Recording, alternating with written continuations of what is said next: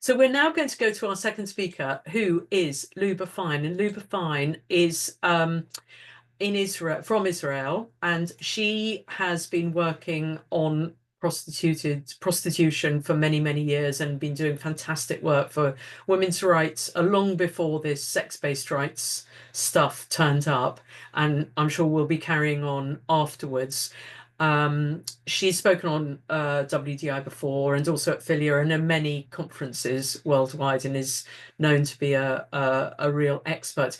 And Luba's going to talk to us today about, the title of her talk is The Erasure of Sex-Based Rights in Conservative Societies, which is a fantastic title. So thank you so much for coming, Luba, and over to you.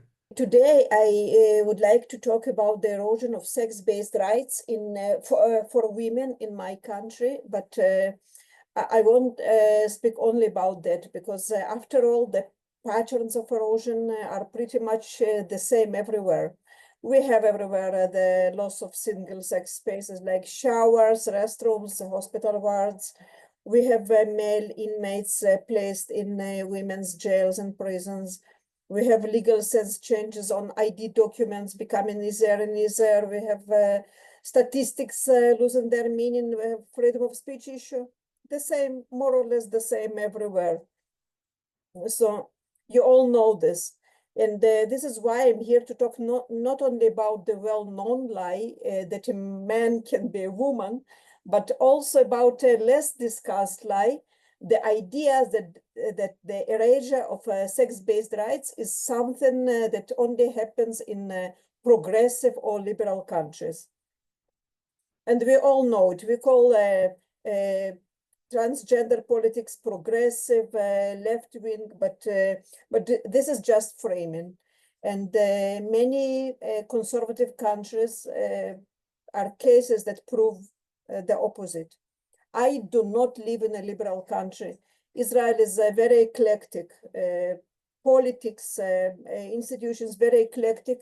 On one hand, women here enjoy several important rights. We have no ban on abortion or no discussion about ban on abortion. We have protections against discrimination at work. We have laws requiring women's representation in several institutions.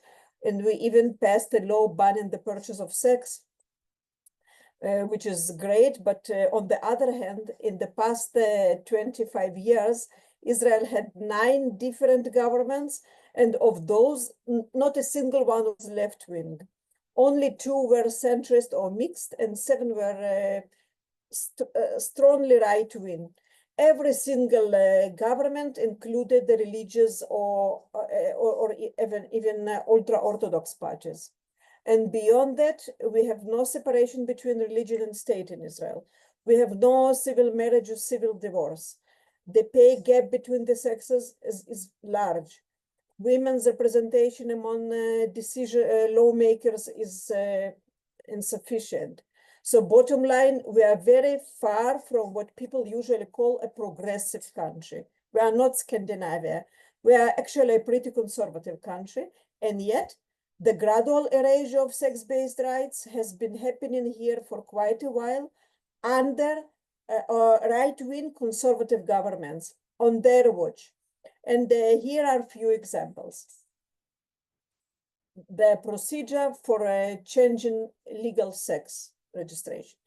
In February 2020, Israel, and it was the beginning of COVID policies, Israel's Ministry of Health issued a directive making it possible to change the legal sex in the population registry through a relatively quick and easy process.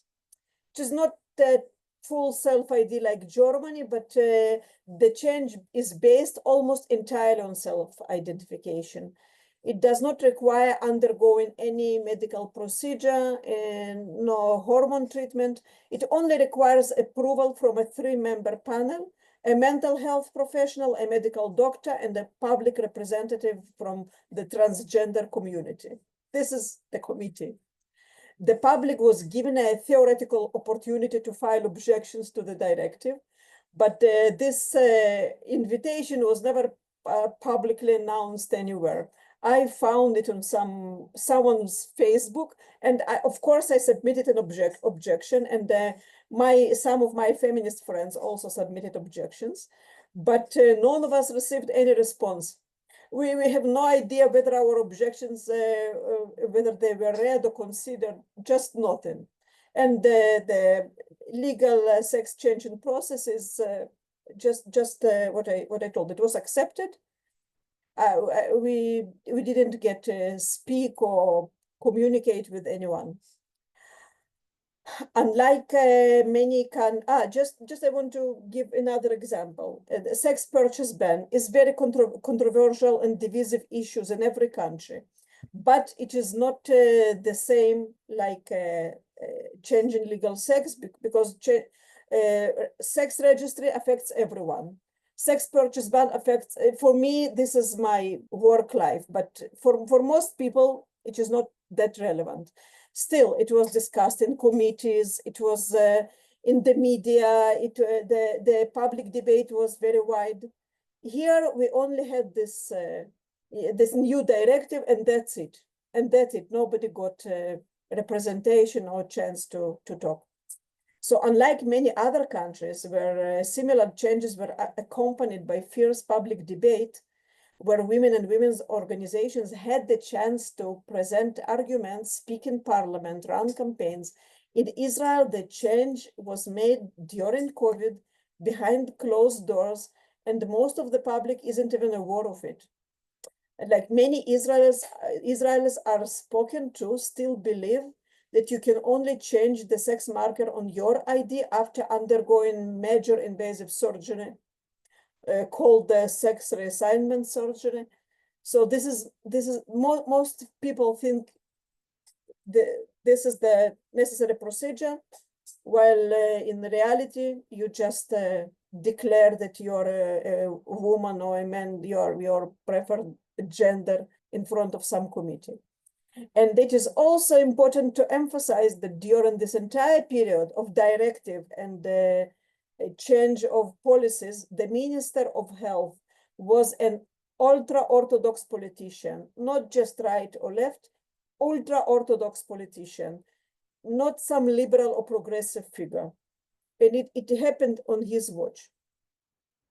Data collection. As of today, all official databases in Israel, including the police or Central Bureau of Statistics, they record a person's legal sex as stated on their ID and not biological sex.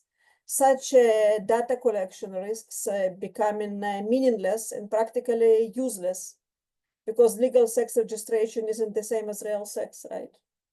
Women's jail, another issue. We have in Israel is a very small country, and we have only one women's jail, Neve Tirza, with 200 inmates. Usually it is full. And it is important to say that women make up less than 5% of the total inmate population. Like we have 5% women and 25% men. Women population in inmate population is very vulnerable, with a specific criminological profile, and they are more often victims than hardened criminals. And here I'm citing prison's chief official. It is recognized that many female inmates, they are victims, they are abused women, they are women prostitution, abandoned children in their past. So today we have numerous male-born transgender inmates in Neve Tirza, the women jail. In 2022, a story was published in the media about a transgender inmate who had been imprisoned, a male, yes, he had been imprisoned in 2019 for a violent offense. And he was initially held in isolation in men's jail, but later transferred to the Tirza based on a court ruling. The court sent him to there. And after his release from the jail, he sued the prison service and was awarded about, I'm translating it to euros, 30,000 euros. Compensation for what? For spending 3 days in isolation and for not being provided with vegan food, yes. So naturally, this story creates a strong incentive for the prison system to house future male-born transgender inmates directly in the women jail, which is very full and with very vulnerable population. Education system. The education system's policy regarding students who identify as transgender is vague, and it seems like schools differ in setting their own policies, but over the past 5 years, I'm reading press, I'm reading media, there have been cases where schools allowed male students identifying as transgender to use girls' bathrooms and sleep in girls' rooms during overnight school trips. One of the incidents ended with the boy, trans-identified boy, was beaten by angry girls, and he needed hospitalization and dropped out of school. So this is clear sign that the solution failed badly, and the girl didn't want them there. Right now, I have three daughters. Two are still in school. And I don't know how I would cope with this situation, because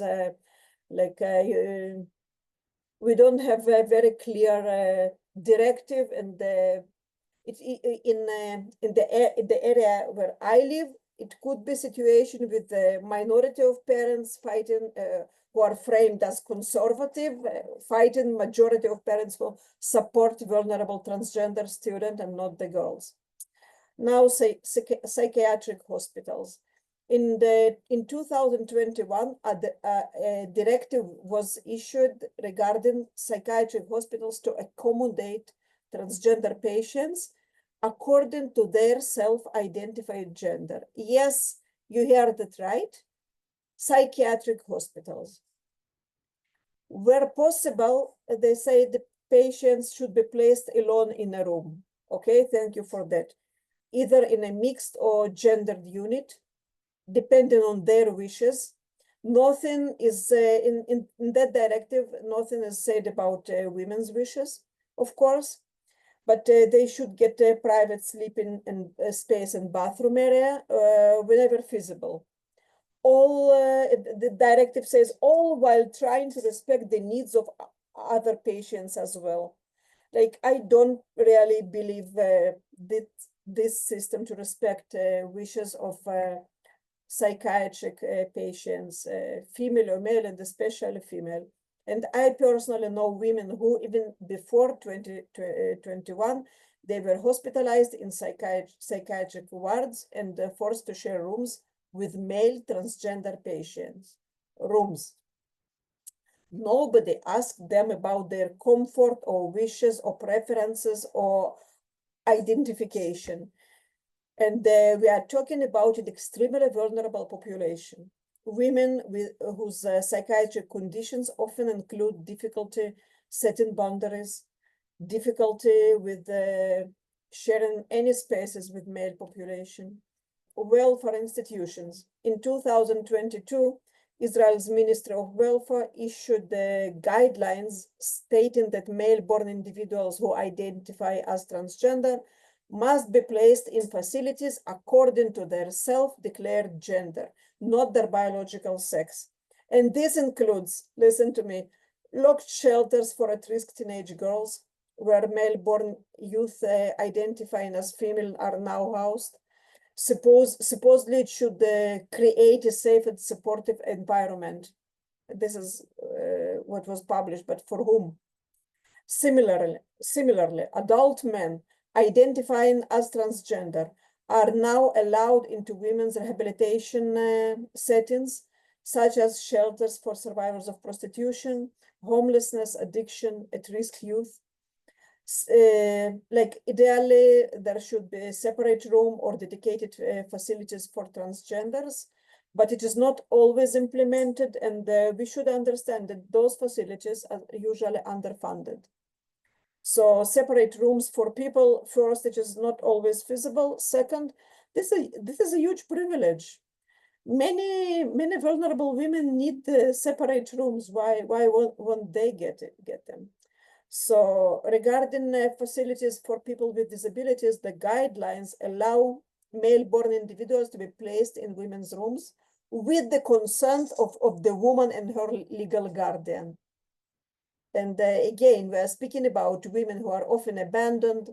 Nobody cares about them. They have a problem to set boundaries. And we are speaking about their consent, so-called consent. It is very easy to pressure those vulnerable women to share spaces with whoever. And now the problem is public discourse. In many countries, in UK, in New Zealand, in Australia, in the US, we face intensive public discourse about sex-based rights. And which is very important. The discourse is very loud and often very feminist. And in Israel, as a conservative country, the biggest problem is that all the above mentioned policies were set almost secretly, and there was no public debate. And the public only learns about all these changes through scattered media reports. Sometimes we found some article, and sometimes people don't even know what is going on. As I say, the people are not aware of the policies. And then right-wing politicians and journalists, they don't intervene. And if they intervene, they don't use the typical rhetoric of transgender human rights. This is indeed the sort of progressive language. And you won't see them standing around with signs that trans women are women. They won't do it. But on their watch, the erasure of sex-based rights is quietly happening. They are the ones signing on directives and regulations, like the one I told you about regarding legal sex changes. And sometimes you will hear a conservative populist journalist, an influencer, or some politician. He goes on a rant against transgenders or whatever they call LGBT.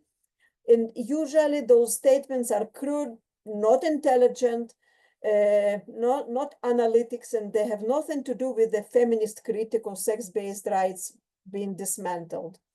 But even that is enough for any serious feminist criticism to immediately get labeled as a right-wing position.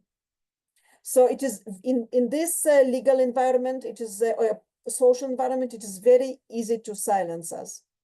Many political views and behaviors everywhere today in every country.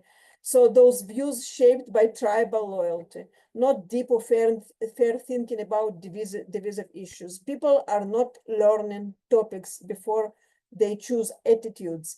And in Israel right now, society is very polarized. There is a deep us versus them mentality, conservatives versus liberals, conservative institutions like the government versus liberal institutions like the media and the courts. So when everything is so polarized, most people simply adopt the full package of ideas that belong to their side. And as a result, very few people and few women are willing to take an intelligent, non-tribalist look at sex-based rights. In the media, in major daily newspapers, you will find articles like those.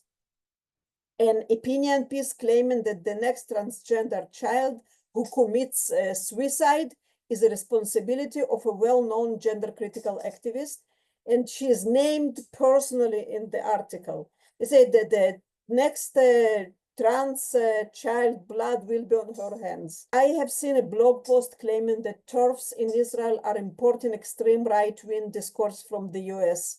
This post was entirely based on quoting random trans activists from social media. I am an admin of the biggest feminist group in Hebrew.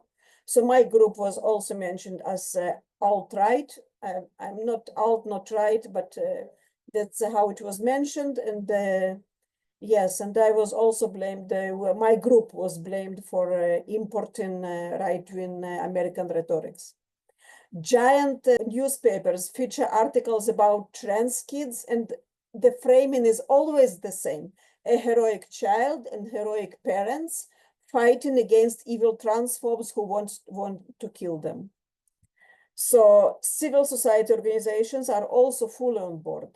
Many women told me that they were interviewed for jobs at human rights NGOs or welfare NGOs, and they told me that they were asked in job interviews for their views on transgender issues, even when the organization had nothing to do with that topic.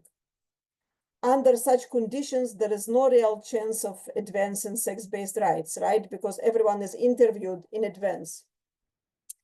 So when I look at the fantastic legal victory of For Women Scotland, I realize that this kind of success isn't possible here. There will never be a strong enough group of women organizing around this issue. There won't be enough fundraising, at least not from within feminist circles. If we insist staying within feminist circles, we will never get money from no one. And most likely, the courts would treat a feminist position as a threat to rights, rather than an effort to defend rights. And of course, we are seeing similar patterns, not only in Israel, but also in other conservative countries, like India and Brazil were discussed previously in this forum. This is just another reminder of how important it is to stop framing our struggle not as a left-right wing issue, and we should start framing it for what it really is: women's right versus women's oppression. Thank you.